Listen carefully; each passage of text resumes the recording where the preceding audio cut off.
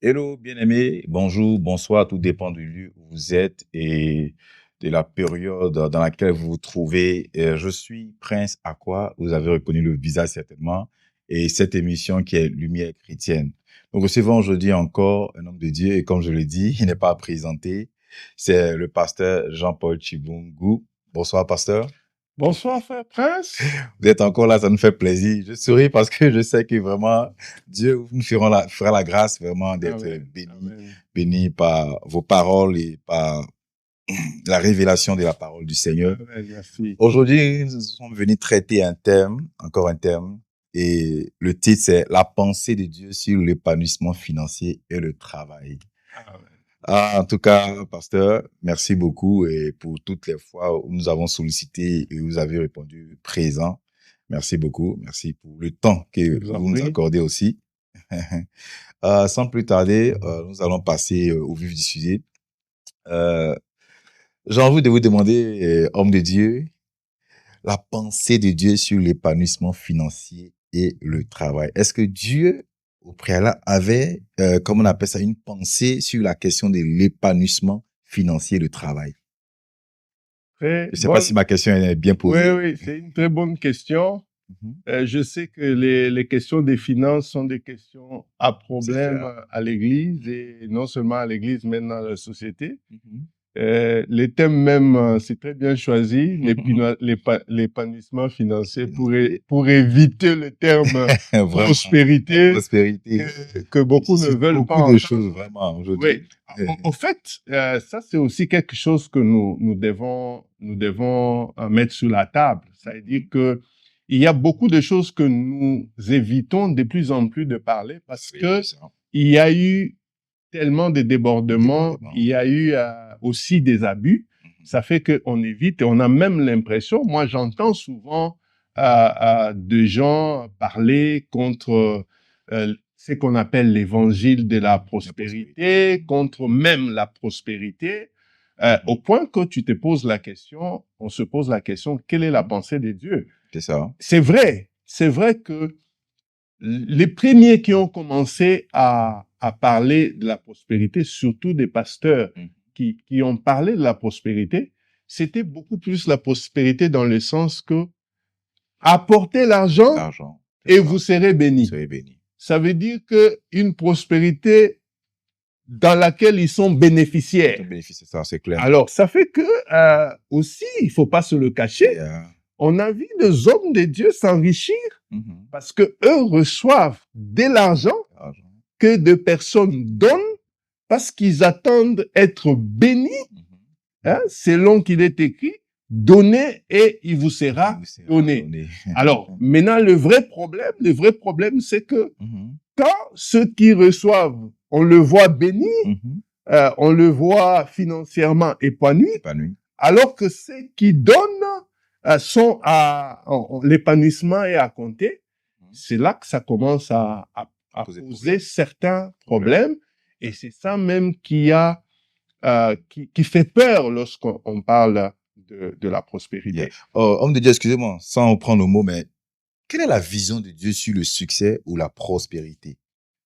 C'est ça, en fait, la vraie question. Parce que, est-ce que Dieu lui-même veut la prospérité? Est-ce que Dieu lui-même veut qu'on s'épanouisse financièrement? Encore une fois, moi, j'aime bien rentrer au commencement. Voilà. Est-ce que c'est biblique? Oui. Quels sont les fondements bibliques? La question qu'il faut se poser aussi, regardez le premier homme. Dans quel confort est-ce que Dieu l'avait mis? Dieu lui a donné tout ce qu'il fallait et même plus qu'il lui fallait. Il prend un homme, une femme. C'est vrai que dans la vision, Dieu n'avait pas que Adam et Ève. Il voyait en même temps la multiplication. Mais regardez là où Dieu a placé l'homme et la femme et quelles sont les richesses, quelles sont les ressources que Dieu lui a données. C'est beaucoup de ressources. Il y avait de quoi manger. Tout ce qu'il fallait pour manger. Il avait le choix de manger. Il avait les ressources, il avait de l'eau. Il ne manquait pas de grand chose, en tout cas. Il ne manquait rien. Il avait de l'or. Il y avait des métaux précieux. Il y avait tout ce qu'il fallait. Donc, l'homme a été mis dans un confort, même au-delà de ce besoin. Est-ce que Dieu peut nous donner au-delà de nos besoins? Oui, il peut nous donner au-delà de nos besoins. La deuxième chose, c'est que quand vous lisez la Bible, parce qu'avec le péché, la mort est entrée avec tout ce qu'il faut. C'est-à-dire avec tous ses démembrements. La pauvreté, la maladie, la disette, c'est venu avec le péché. Alors, dans le plan de la rédemption, il n'y avait pas que la délivrance du péché. Il y avait également la délivrance de la pauvreté. Tu vois? C'est pour ça que même Jésus dit, l'Esprit du Seigneur est sur moi. Il m'a oint pour... Quand il commence à citer... Délivrer les captifs, comme ça. Oui. Tu vois? Ça veut dire que dans la rédemption, il y avait également la sortie de la pauvreté. C'est pour ça que la Bible dit, il s'est fait pauvre pour que nous soyons enrichis. Tu vois? Alors, est-ce que, comment je vais dire, Dieu est venu nous délivrer et en laissant une portion de nous par exemple, dans la pauvreté? Non. Moi, je suis de ceux qui croient que dans le plan de la rédemption, il y avait également la délivrance de la pauvreté. C'est pour ça que Jésus lui-même a pris la position de pauvre. Et j'ai l'habitude de dire, tout ce que Jésus s'est fait, nous ne devons plus l'être logiquement. Ça veut dire quoi? Jésus s'est fait pécher pour que nous ne soyons plus pécheurs. Jésus a été blessé, meurtri, pour que nous ne le soyons plus. C'est pour ça que par les meurtrissures de Jésus-Christ, nous sommes guéris.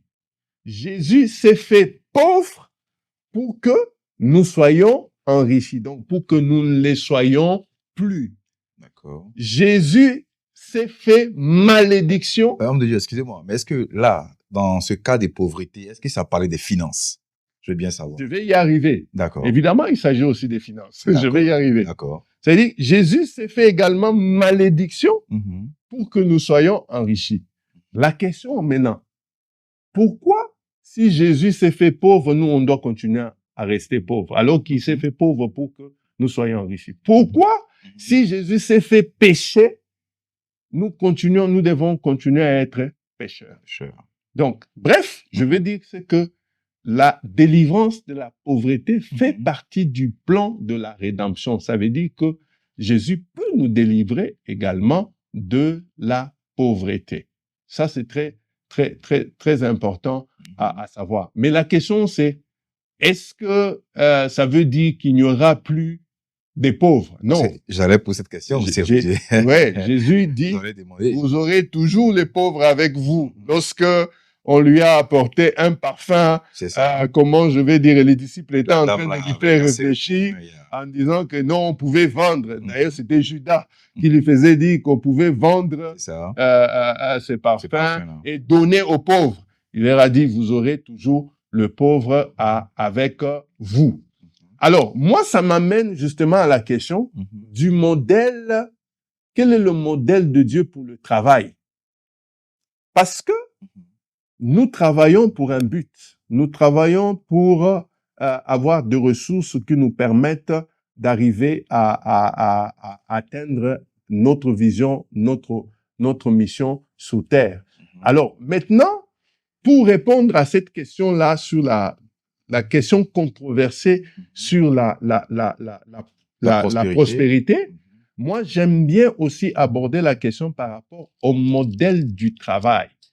C'est malheureusement ça, les premiers apôtres qui ont parlé de la prospérité ont beaucoup plus insisté sur le fait que donner. Alors, ça fait que ça devient flagrant que ce soit eux qui s'enrichissent et les autres n'ont rien.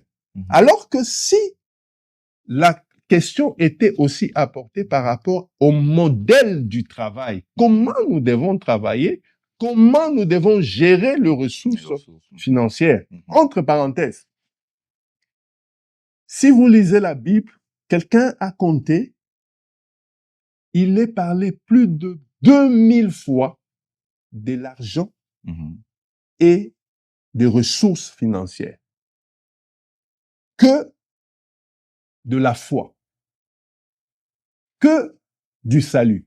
D'accord. Jésus a plus de paraboles qui parlent de l'économie que d'autres choses. D'accord. Est-ce à dire, Dieu, excusez-moi, que c'est plus important que ce que vous avez cité, tel que la foi, et comment on appelle ça, on va dire la foi, est-ce que vous venez de dire là, est-ce à dire que puisque ça a été mentionné plusieurs fois, c'est plus important que la foi ou le salut? Non, ça ne veut pas dire ça. Ça veut dire que c'est une question importante qui peut impacter aussi les autres. D'accord. Ça veut dire, je vais donner un exemple. Un homme vient vers Jésus. Il dit à Jésus, j'ai tout fait. Je donne ceci, tout ça. Jésus lui dit, il te manque une chose. Va, vends tes biens, donne-le aux pauvres. Cet homme est parti triste. Il n'est pas rentré. Alors qu'il est venu vers Jésus pour lui demander qu'est-ce qu'il faut faire pour avoir la vie éternelle. Il est parti triste. Ça veut dire quoi? Que tes biens peuvent t'éloigner, des ressources peuvent t'éloigner de Dieu. En effet. Ça peut t'aller. Donc c'est important. C'est important. C'est vraiment important. Mais maintenant, c'est notre responsabilité de savoir quelle est notre relation, quelle relation nous devons avoir avec les ressources financières. Parce que vous le vouliez ou pas, l'argent affecte ton adoration. L'argent, les ressources affectent ton adoration. C'est pour ça que lorsque les enfants d'Israël veulent aller adorer Dieu, servir Dieu dans les déserts, le pharaon leur dit, partez, mais laissez vos ressources. Moïse dit non, non, non.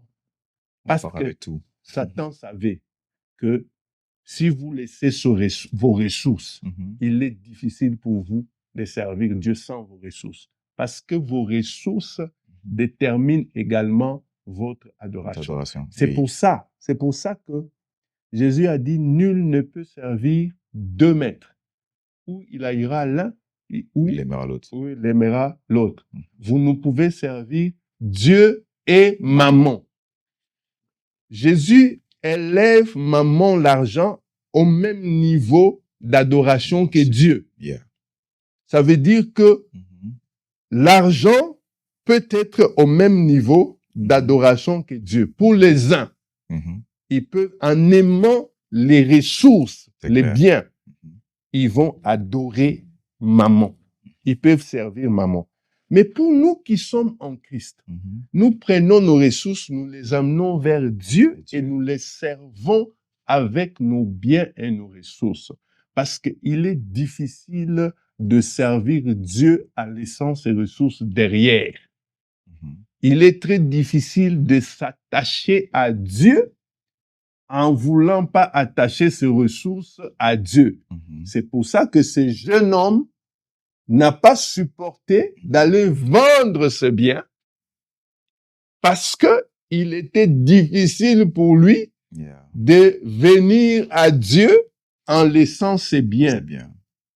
En fait, Jésus voulait lui démontrer que il faut que tes biens-là soient attachés également à moi. Alors, puisque je te dis, va, vends-les et viens. Si tu es capable de revenir, de les vendre, de te débarrasser de ça pour me suivre, ça veut dire que tu es capable de m'adorer comme il faut. Donc, c'est très important. C'est pour ça que les biens, les ressources que Dieu nous donne, c'est là que va nous amener aussi la genèse. Les biens que nous avons, pourquoi nous les avons et pourquoi Dieu nous les donne. Important. Les psalmistes disent, tout appartient à Dieu. Les hommes qu'il a créés et même la terre, tout appartient à Dieu. Ça veut dire quoi? Toi et tes ressources, tu appartiens à Dieu.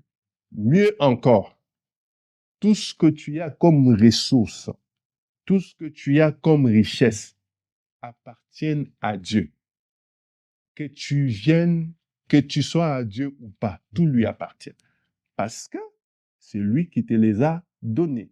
C'est lui qui te les a donnés comme ressources afin que tu atteignes ta destinée. Donc, c'est très important. C'est pour ça que nous disons que les ressources financières, Dieu regarde ça. Dieu regarde nos ressources financières. La manière dont nous gérons nos ressources intéresse Dieu. D'accord. C'est la parabole de talents. Je crois que vous connaissez la parabole dans Matthieu 25, à partir du 14e verset. Et j'aime cette parabole parce qu'elle nous donne une très bonne image du modèle du travail que Dieu attend de nous et même du système de gestion de ressources que Dieu attend de nous.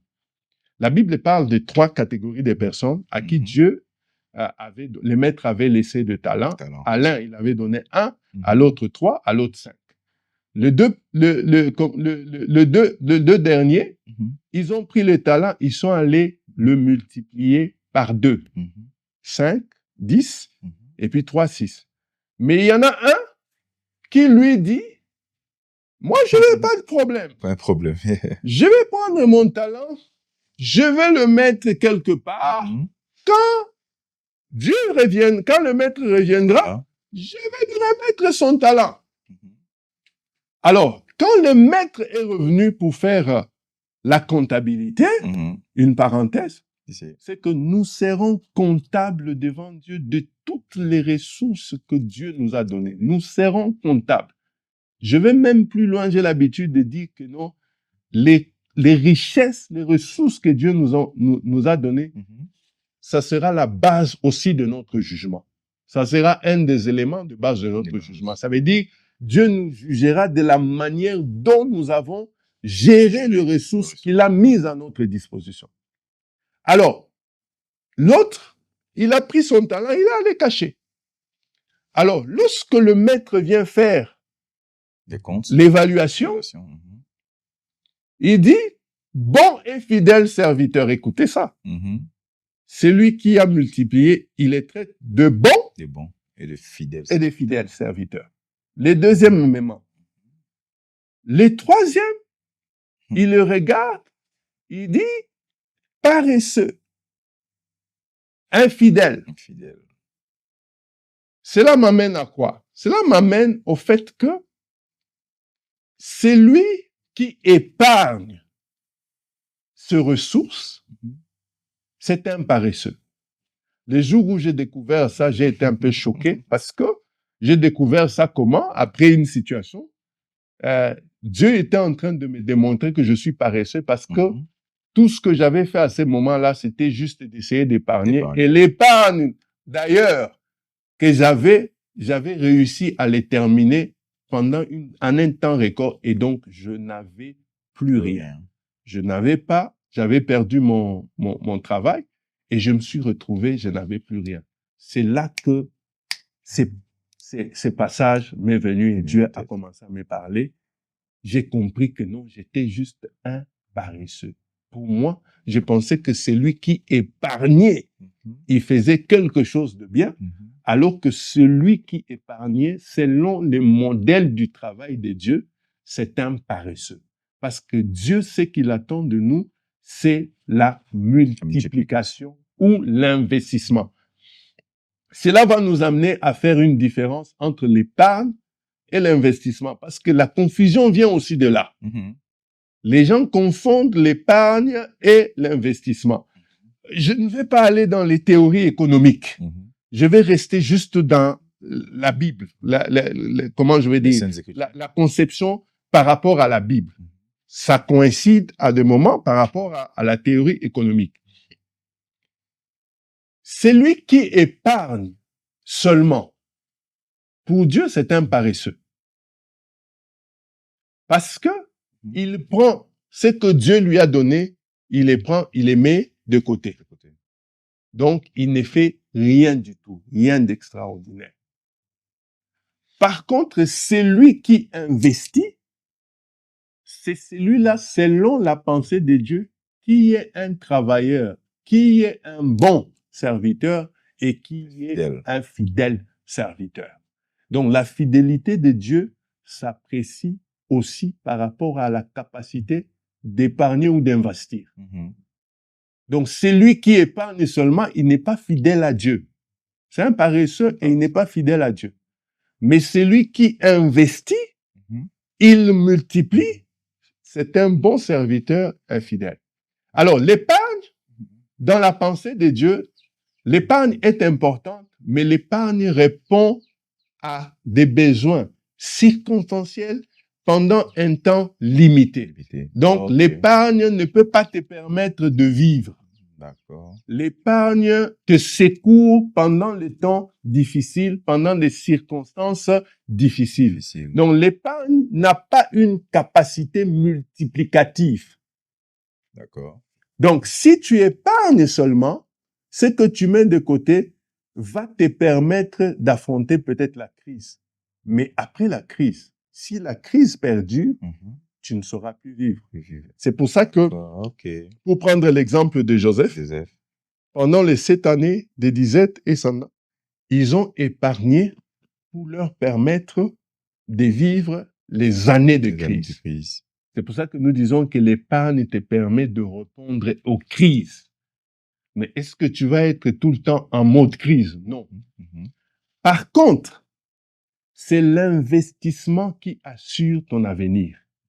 C'est l'investissement qui assure ta nourriture de demain.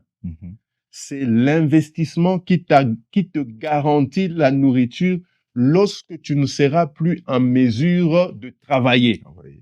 C'est l'investissement qui te garantit la richesse, la multiplication. C'est elle qui va te garantir. Alors, un homme qui veut préparer son avenir, il n'épargne pas, il investit.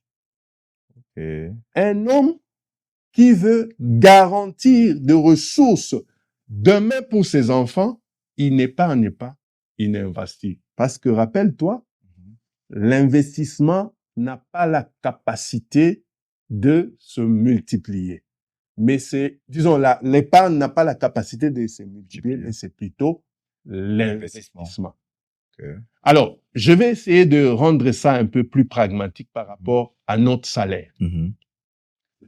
La logique, parce que je parle aussi de la valeur spirituelle du salaire. Le temps me manquerait pour parler de ça. Le salaire a une valeur spirituelle. C'est pour ça que dans ton salaire d'un mois, il y a ta vie. Celui qui gaspille son salaire, gaspille sa vie. Celui qui bouffe son salaire en un jour, il a bouffé sa vie en un jour. Tu vois? C'est pour ça que dans le salaire, il y a ta vie du demain. C'est important que tu gères ton salaire de la bonne manière parce que en elle, il y a ta vie de demain. Alors, qu'est-ce qui se passe? Dans ton salaire, dans ce que tu gagnes en un mois, il y a une part pour ta vie, pour tes besoins. Il y a une part pour Dieu. Il y a une part pour les autres, parce que nous devons penser aux autres. Il y a une part pour l'épargne. Il y a une part pour l'investissement. Si tu ne fais pas tout ça, c'est-à-dire si ton salaire n'a pas tout ça, quelque part, tu n'es pas en train de travailler selon le modèle de Dieu. La question qu'on se pose souvent, comment est-ce que je vais diviser mon salaire? Comment je vais l'éclater? Tout ça. Mais ce que j'aimerais juste qu'on retienne, c'est que dans ton salaire, il y a tout ça. Alors, c'est ainsi que quand tu prends ton salaire d'un mois, tu dois les gérer de manière que tu couvres tes besoins, tu couvres les besoins de Dieu, entre-temps de l'Église, tu couvres l'épargne et tu couvres l'investissement. C'est pour ça que moi, j'appelle le salaire, le principe, je parle du principe du salaire graine, le principe du salaire sémence. Ça veut dire que dans le salaire, il y a une portion qui est comme une sémence.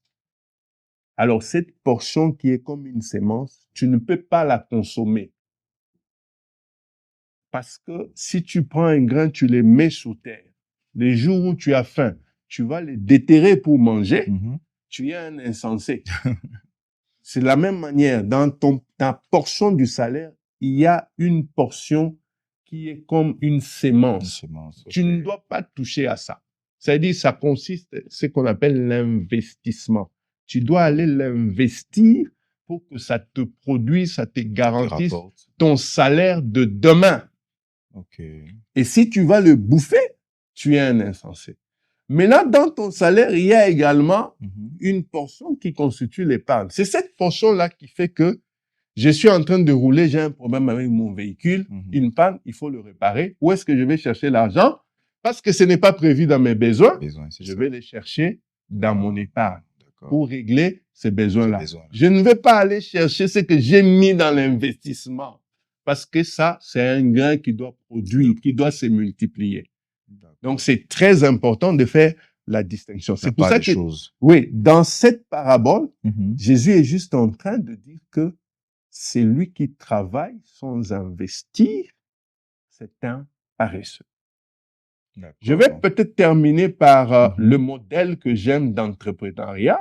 Généralement, tu sais, quand on parle de chrétiens, aux chrétiens de l'entrepreneuriat, ils pensent que il veut que tu montes une entreprise, il veut que tu crées une société. Moi, je n'ai pas, c'est pas seulement ça la notion de l'entrepreneuriat. La notion dont Jésus parle dans la parabole ici, ça c'est aussi une notion de l'entrepreneuriat. J'aime l'exemple de Jacob. Je l'appelle Jacob l'entrepreneur. Qu'est-ce que Jacob fait? Jacob va chez Laban, il n'avait rien. Quand il travaille, tout son salaire de 7 ans, c'est pour aller donner la dot. C'est ça. Il prend la femme, malheureusement pour lui. La nuit, il se rend compte, non, le matin. J'ai quelqu'un rigolait avec moi, il dit, non, moi, je n'aime pas éteindre la lumière parce que je vais pas avoir le coup de Jacob. Je ne veux pas que je me réveille le matin, je trouve une autre personne. Bref. C'est ça. À cause de, comme il aimait dans le noir, il se réveille le matin, il se retrouve que on lui a donné Léa au lieu de Rachel. Il a obligé de travailler encore 7 ans. Ça fait 14 ans. Ça fait 14 ans que Jacob travaille pour payer une dot. Wow. Un jour, dans Genèse 29, Jacob se révolte. Il dit, maintenant là, il est temps que je travaille pour ma propre famille. Et il dit ça à l'avant.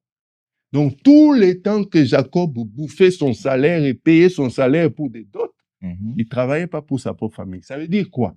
Ça veut dire que tant que tu travailles pour consommer, tu n'as pas encore commencé à travailler pour ta propre famille. En réalité, Jacob a pris conscience qu'il doit devenir lui-même son propre entrepreneur. C'est comme ça que Jacob va commencer à travailler pour multiplier les troupeaux. Et Dieu, parce qu'il a vu en lui cette révolte, qu'il veut être entrepreneur, qu'il veut travailler pour sa propre famille, Dieu va venir commencer à l'inspirer, à lui donner la révélation, en lui disant, prends la branche de peuplier, prends ceci. Frère Prince, il y a des gens qui sont encore en train de tourner en rond parce qu'ils ne sont pas encore réveillés pour se dire, maintenant là, je vais investir. Maintenant là, il y a des gens qui te disent, non, je vais des idées, tout ça. Non, il faut d'abord te réveiller et puis maintenant tu cherches Dieu pour qu'il vienne te révéler dans quoi est-ce que tu mets ton argent, comment est-ce que tu les fais, et la part du surnaturel de la révélation va venir également t'appuyer à ce moment-là. Alors, Jacob va se réveiller et il va commencer à multiplier ce troupeau. La Bible dit qu'il est devenu tellement riche que ça a commencé à susciter la jalousie. La jalousie, c'est ça. Une parenthèse, Papa Prince. Tant que tu travailles pour ton employeur, ta vie dépend de lui. Ça, c'est pas faux. Ta vie dépend de lui. C'est une remarque qu'on a faite. Les jours où ils cherchent à te virer, ta vie, c'est fini comme ça. C'est compliqué, ta situation. Mais si tu décides, au-delà du salaire que tu gagnes, c'est-à-dire, en plus du salaire que tu gagnes, tu les réinvestis. Tu commences à travailler pour ton propre business. Ça veut dire, tu investis toi-même. À ce moment-là, tu commences à devenir indépendant de lui. Les jours où il décide de te virer, tu peux vivre. Parce que tu as compris que ta vie ne doit pas seulement dépendre de ce que je gagne. C'est comme ça que Jacob a travaillé 14 ans pour payer une dot. C'est quand il s'est réveillé qu'il a eu un troupeau qui dépassait même celui de Laban. C'est comme ça qu'il a dit, un jour, je vais partir. C'est ça. Tu sais, beaucoup de gens, ils souffrent, ils sont stressés, ils ont un travail pénible qui leur fait mal au dos. Ils peuvent pas démissionner parce que ils n'ont rien investi. Ils peuvent pas partir. Parce qu'on me pose souvent la question, est-ce que quand tu parles d'un entrepreneuriat, est-ce que ça veut dire que non, tu dois démissionner, commencer à travailler pour toi-même? J'ai dit, non, pas nécessairement. Je peux continuer à être salarié, mais j'ai investi mon salaire, ça me produit de l'argent, je gagne.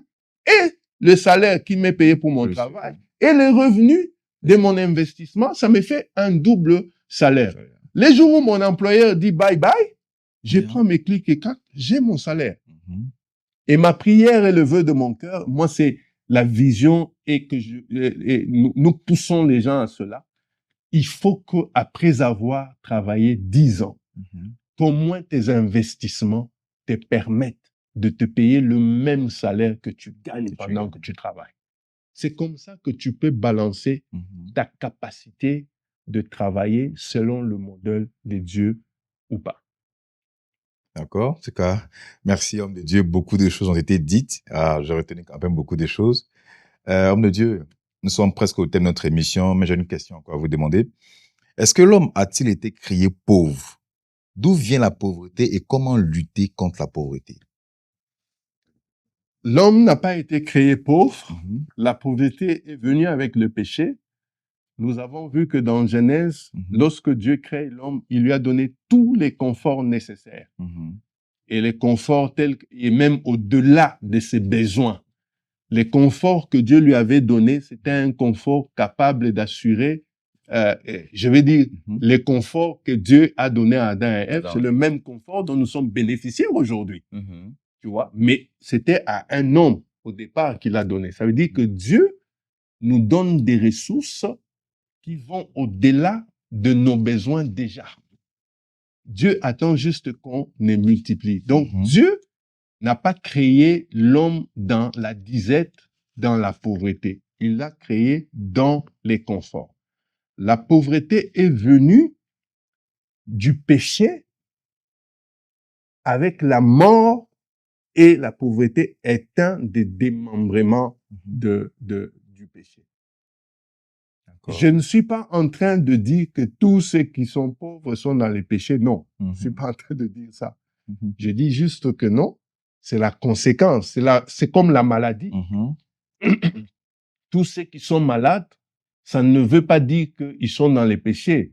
Mais la maladie est la conséquence du péché qui est entré dans l'humanité, qui a détruit tous les restes, qui a amené la maladie, qui a amené la pauvreté, qui a amené la malédiction, qui a amené tous ces démembrements-là. Comment est-ce que nous pouvons lutter contre la pauvreté? Premièrement, nous devons apprendre à travailler selon le modèle de Dieu tel que nous l'avons vu là. Nous devons travailler comme multiplicateurs de richesses, comme investisseurs et non comme épargnants. Nous devons apprendre ça. Deuxièmement, nous devons apprendre à, comment je vais dire, à gérer les ressources que Dieu nous a données comme des bons économes, en sachant que les ressources que Dieu nous a données ne sont pas l'objectif pour lequel nous vivons, mais c'est des moyens que Dieu a mis à notre disposition pour atteindre notre destinée. C'est pour ça que moi, je ne travaille pas pour chercher l'argent. je ne travaille pas à la poursuite de l'argent. Je travaille selon le modèle de Dieu et l'argent vient pour m'aider à atteindre ma mission. Okay. Tu vois, je ne vis pas pour être riche, mais j'ai besoin de ressources pour atteindre la mission que Dieu m'a donnée. C'est-à-dire, je vis pour atteindre la mission pour laquelle Dieu m'a créé, mais je ne vis pas pour être riche. C'est pour ça que l'un des problèmes de la prospérité ou bien du message de la prospérité, lorsqu'il est prêché sans se fonder sur les principes, il détourne un peu. C'est-à-dire, la prospérité est devenue pour beaucoup comme un objectif de la vie, au point que quand quelqu'un devient prospère, il pense même qu'il n'a pas besoin de Dieu. Et je vais vous dire la vérité, c'est que même les païens peuvent travailler selon le modèle de Dieu. Oui.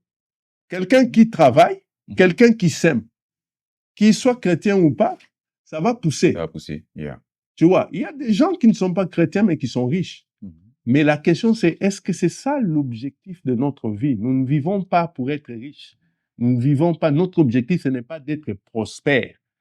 Notre objectif c'est d'atteindre la mission pour laquelle Dieu nous a amenés sur la terre, mais il nous a donné de ressources qui peuvent nous amener à atteindre. Mais je vais quand même dire quelque chose sur la prospérité parce que des fois, la notion de la prospérité est un peu tordue. Yeah. Moi, j'ai l'habitude de dire 3 Jean plutôt, dit, je souhaite que tu sois prospère comme prospère l'état de ton âme et sans bonne santé. C'est le passage qui est généralement utilisé pour la prospérité. Mais ce qu'il faut comprendre aussi de ces passages, c'est que tu vas te rendre compte que la prospérité est divisible. Je vais le dire autrement. Ça veut dire que la notion de la prospérité est divisible dans le sens que tu as plusieurs domaines dans lesquels Dieu veut que tu sois prospère. Mais chaque domaine de prospérité a ses exigences. Par exemple, si tu veux être financièrement prospère, il y a le travail selon le modèle de Dieu, il y a l'investissement. C'est là les exigences de la prospérité financière. Mais si tu veux être prospère émotionnellement, les exigences ne sont pas les mêmes. Si tu veux être prospère spirituellement, les exigences ne sont pas les mêmes. C'est pour ça que les intercesseurs, les meilleurs intercesseurs du monde ne sont pas les plus riches. Parce que pour cette prospérité financière, les principes sont tout autres. Il faut s'aimer, il faut multiplier, il faut investir, il faut travailler selon le modèle de Dieu. À ce moment-là, il faut travailler durement. À ce moment-là, tu es prospère. Ce qui fait que tu peux être chrétien et ne pas être prospère. Parce que justement, tu ne fais pas les exigences. Parce que souvent, nous confondons les exigences des uns et des autres. De la même manière, il y a des gens qui sont financièrement prospères, mais qui ne sont pas heureux. Parce que la prospérité de l'âme a aussi ses exigences. C'est ça. Il y a des gens qui sont prospères financièrement et même avec leur âme, mais qui ne sont pas, qui ont des attaques spirituelles. Parce que la prospérité spirituelle demande la prière, la méditation de la parole, la connaissance de Dieu, la révélation. Alors, c'est pour ça que nous disons que la prospérité est divisible. Chaque prospérité a ses exigences. Chaque domaine de prospérité, voulais-je dire, a ses exigences. Chaque domaine d'épanouissement a ses exigences. Ça ne veut pas dire que automatiquement, si tu es spirituellement fort, tu peux avoir des manques parce que tu ne réponds pas aux besoins de l'épanouissement financier qui demande de travailler selon le modèle de Dieu, qui demande d'investir, qui demande de gérer les ressources à bon escient. D'accord. En tout cas, merci homme de Dieu pour tout ce qui a été dit. Vraiment, merci d'avoir clarifié beaucoup de choses sur cette question-là. Nous sommes à la fin de notre émission. J'aimerais encore une fois rappeler à nos amis internautes de s'abonner à notre chaîne YouTube de liker, de partager pour faire du bien à d'autres personnes. En tout cas, merci, homme de Dieu, et que Dieu vous bénisse et qu'il vous accorde encore de la sagesse. Amen. Allez, bye bye. Amen.